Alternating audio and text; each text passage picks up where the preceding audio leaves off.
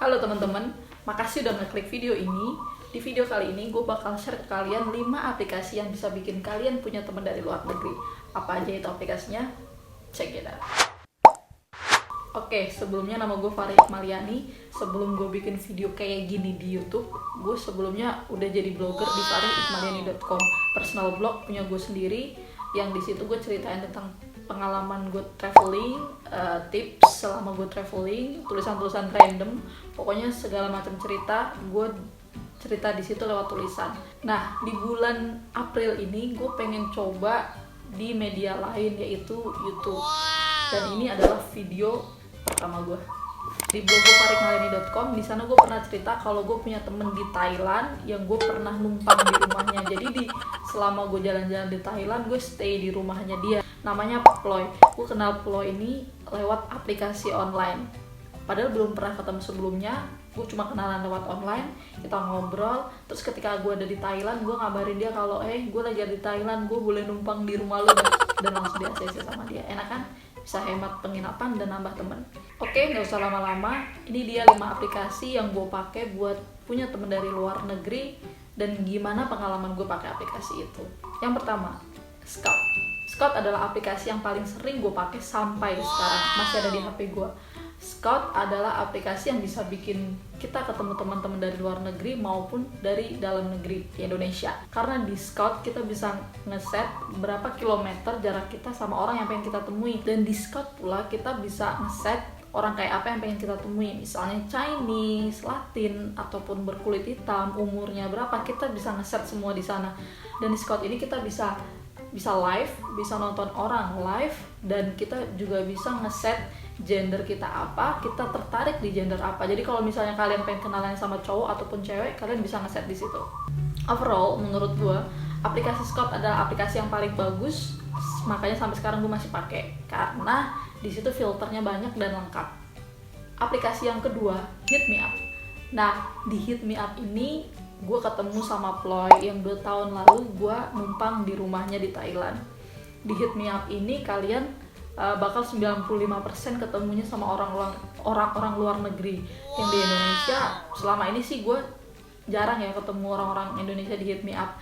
Di Hit Me Up itu kalian cepet banget bakal di hit someone will hit you, orang-orang bakal nge-hit you up, bakal shake hand, kayak emot shake hand gitu, gampang banget di sana. Jadi chatnya tuh jalannya cepet banget, orang ngechat gitu. Wow. Di chat di sana cepet banget. Dan di Hit Me Up ini cuma kelihatan nama, gender, sama lokasi dalam bentuk bendera. Kalau di HP gue sih bendera. Di HP lain bisa juga singkatan dari negara itu. Tapi di Hit Me Up ini kalian nggak bisa ngeset macam-macam kayak di Scout tadi. Di Hit Me Up ini kalian cuma bisa ngeset gender sama negara. Nah, negara itu pun setahu gue nggak bisa dipalsuin. Jadi di Hit Me Up ini kurang banyak lah filternya.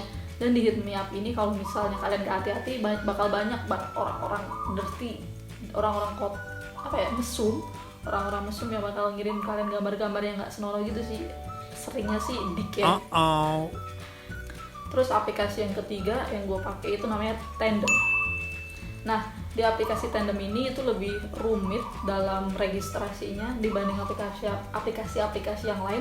Karena di aplikasi Tandem ini mereka butuh 1-3 hari buat verifikasi akun kita. Karena si Tandem ini nggak mau kalau kita ini fake, informasi yang kita masukin itu palsu. Jadi di Tandem ini mereka bakal minta kita masukin informasi kayak jenis kelamin, tempat tinggal, negara, kita pengen belajar apa di sana, terus kita native di bahasa apa aja. Karena di aplikasi Tandem ini memang benar-benar aplikasi yang buat kita belajar bahasa lain. Jadi misalnya nih, gue kan native bahasa Indonesia, terus gue tulis di situ gue native bahasa Indonesia, gue lagi mau belajar bahasa Jerman, misalnya Jerman. Nanti di situ bakal yang ada di home, yang ada di timeline kita adalah orang-orang Jerman ataupun orang-orang yang bisa berbahasa Jerman, karena kita kan lagi pengen belajar bahasa Jerman. Nah, profil kita pun akan muncul di orang-orang yang lagi pengen belajar bahasa Indonesia. Misalnya dia orang Cina pengen belajar bahasa Indonesia, nanti profil kita bisa muncul di situ.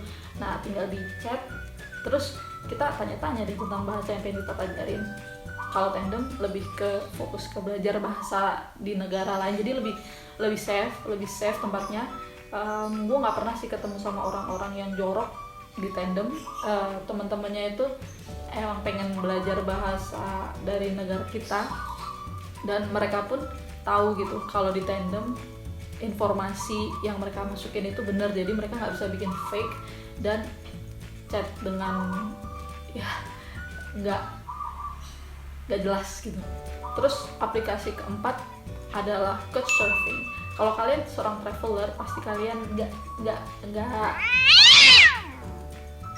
nggak asing dengan aplikasi ini, karena aplikasi ini emang didesain untuk traveler yang lagi nyari host atau pemilik rumah, pemilik tempat tinggal yang bisa dipakai untuk mereka tinggal sementara di suatu negara, biasanya kayak gitu. Nah, di aplikasi Couchsurfing ini kita bisa masukin nih, kita ini bakal jadi host, kita mau jadi host atau kita mau jadi tamu di suatu negara. Nah, jadi kita nanti bakal dimasukin informasi sesuai apa yang kita inginkan. Kalau kita jadi host, bakal ditanyain tuh rumahnya di mana, terus bakal nampungnya pengennya orang kayak apa gitu. Kalau misalnya kalian emang nyari travel buddy, travel partner, mending pakai Couchsurfing ini lebih baik karena lebih lengkap. Kalau pengalaman gue sendiri pakai Couchsurfing sih nggak terlalu banyak ya, karena gue pakai Couchsurfing nggak lama. Karena Couchsurfing ini gue tahu dari temen gue orang Makassar, dia dapat temen banyak dari Couchsurfing karena mungkin banyak bule atau banyak orang luar negeri yang jalan-jalan di Makassar terus nge-host di rumahnya dia, jadi tamu di rumahnya dia gitu. Tapi kalau misalnya gue sendiri sih, gue main waktu itu tapi cuma chat, dan gue nggak berani kalau sampai ada tamu orang luar negeri tiba-tiba nggak terlalu deket tiba-tiba datang gitu, gue masih belum berani. Oke, yang kelima, yang terakhir, Facebook. Nah, pasti dari kalian semua udah nggak asik sama yang namanya Facebook. Tapi pernah nggak sih kalian pakai Facebook kalian itu buat cari temen dari luar negeri? Rata-rata sih jarang. Tapi waktu Facebook lagi happening banget, waktu baru-baru kita main Facebook waktu gue SMP tahun 2010, 2009, zamannya semua orang kita add-in. Di situ gue banyak ketemu teman-teman dari luar negeri yang masih keep in touch sampai sekarang. Gue ketemu sama temen gue namanya Patty dari Jerman. Tapi sekarang dia juga tinggal di Taiwan. Tahu gue sekarang dia bolak-balik Taiwan Jerman gitu karena dia senang belajar bahasa Cina. Nah, di Facebook ini kalian sebenarnya bisa ketemu sama teman-teman dari luar negeri. Gimana caranya?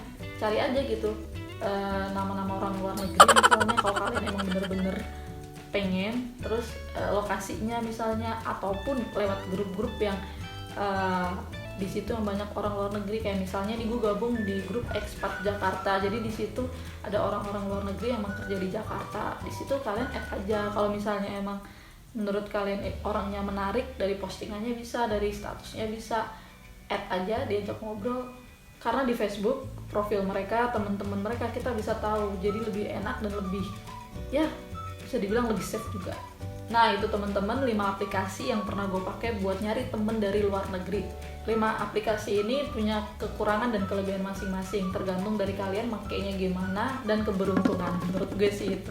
Tapi aplikasi ini nggak bisa berjalan dengan baik kalau misalnya kita pun malu buat say hey ataupun ngajak berkomunikasi dengan orang-orang itu. Kalian nggak bakal bisa dapat temen kalau misalnya kalian malu buat say hey, hello, how are you, or basa-basi yang lain gitu.